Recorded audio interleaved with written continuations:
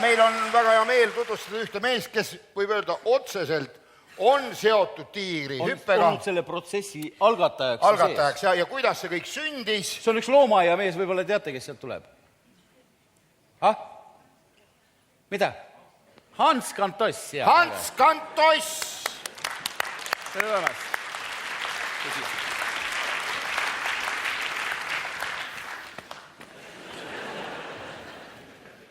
Ilusad lauad. Ilusad lauad. Ilusad lauad. Tere! Tere! Härra Toss, rääkige.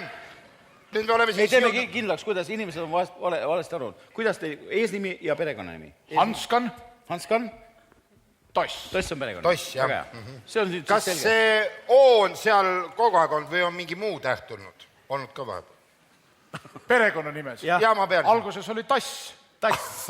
No seda ma arvasingi. Alguses oli Hanskan Tass. Jah, Hanskan Tass. Aga muud tähte pole mõelnud sinna? On pakutud erinevaid. N-tähte, R-tähte, Õ-tähte ja U-tähte. Aga ma valisin ise O. Väga hea, see on hea valik. Loomaaed kui kolis oli niimoodi, et meil oli tollel hetkel ei olnud loomad päris valmis ja kõik puurid ei olnud valmis ja selle tõttu meil mõned loomad pidid elama päris 10 aastaid transpordipuurides. Näiteks üks nendest oli tiiger, kes elas transpordipuuris, mis oli siis selline väike, kus me panime tiigri magama, vedasime, süstlaga valasti tal unerohtu natukene ja siis vedasime ta sinna sellesse puuri sisse, ta oli põhimõtteliselt täitsa niimoodi... Pikalt, 10 aastat? Ei, 10 minutit. 10 minutit. Siis panime puuri kinni ja ajasime ta ülesse. Aga ta harjus seal sees niimoodi olema, et ta lõpuks oligi looma ja siis me võtsime juba puuri ümbert ära, ta oli nagu viiraldi tiiger kogu aeg, lihtsalt pikali maast ei taibanud enam püsti tõusta. Ja meil oli üks projekt, üks inimene tahtis lahti saada oma aiast talvot oli, ta elas kusagil Räpina kandis ja tal oli tohutult oli sisalik ja nii, et ta ei saanud hoovi minna, ta kukkus pikali maha, nagu oleks hernekommid olnud. No siis sisalik ja paksult oli sisalik, jah. Ja me tõime sealt sisalik ja hakkasime neid paaritama nastikutega, et oleks huvitavam. No nii meil kui neil. Nastikutel ei olnud väga huvitav. Pidime nastikud panema teibiga laua külge selleks ajaks. Paaritamise ajaks, muidu nad veeresid eest ära. Aga... Mitu korda, mitu tükki... Päevi! Pikad päevad olid meil tollel hetkel. Nii, ja nüüd tiigrihüppe juurde. Mitu ussi laua peal oli korraga? Me panime need alguses niimoodi, et me saime vanast lihakombinaadist seda viineri kilet. Lasime selle tihedalt nastikuid täis ja keerasime pea juurest alati pead ja sabad sõlmed olid niisugused enam nagu sardellid umbes, niisugune pikk kile oli. Aga kus see paljunemine käis siis? Paljunemine käis niimoodi, et siin me lasime need sisalikud seisid sinna ritta, sinna selle pika selle kileviineri kõrvale nagu. Nii. Ja siis me käisime ainult torkasime nõelaga õigetesse kohtadesse väiksed augud sinna kile sisse. Aga kuidas sisalikud teadsid, et siuke värk on? Nad ei teadnudki. Sisalikud ei saanud midagi aru. Sisalikud said alles siis aru, kui me võtsime kätte ja ostsime need plastmassist tibud üles keeratud võtmega, teate kõik, eks ju. Võtsime need, lõikasime uuesti kile lahti tagasi ja panime need plekist tibujalad, panime nastikutele külge. Et nad suutsid hüpata nende plekist jalgadega. Kes keda kargas? No nastikud kargasid minema oma plekist jalgadega. Nii, et see tiiger oli seal maas ja siis need nastikud põgenedes õpetasid ta hüppama, saad aru, see tiiger lõpuks suutis hüpata, kuigi ta maast ei tõusnud, ta oli nii on ja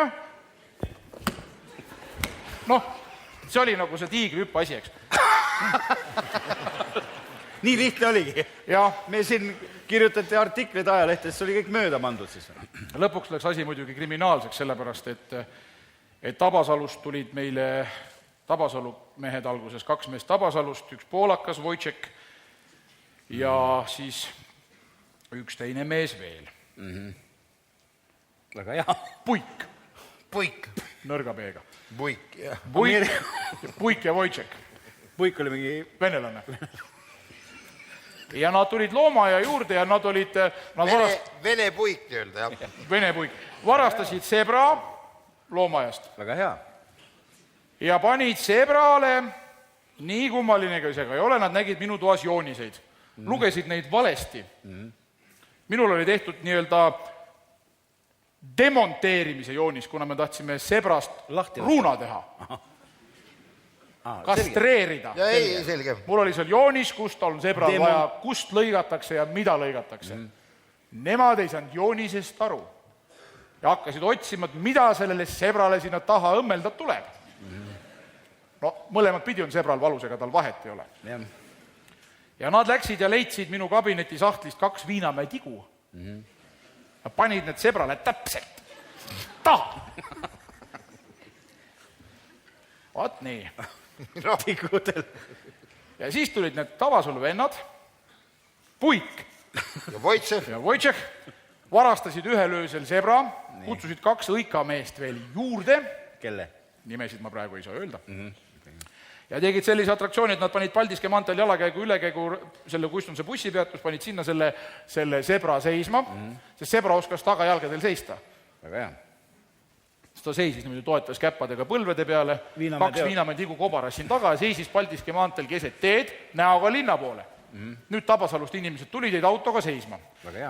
Siis tuli Wojciech, kes oli 2 sellise oranži pika hambaga eest ja väga teravad hambad olid, ta oli väga tugev mees, tema suutis siis teha seda, ta jooksis kiiresti 4 ringi ümber auto, hammustas autol ventiilid ära kummidel, kummid vajusid tühjaks, need vennad võitsid jalga selle auto all ja nüüd võtsid jalad alt ära, auto kukkus vastu maad, rattad olid alt ära, näppudega keerati need nupud lahti.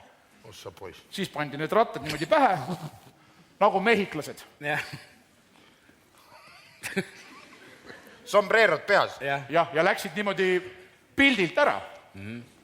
Siis tuli politsei, läks autoomanik õrdi, mis te siin imestate, ise te pidite teadma, et sebra ees tuleb seisma jääda.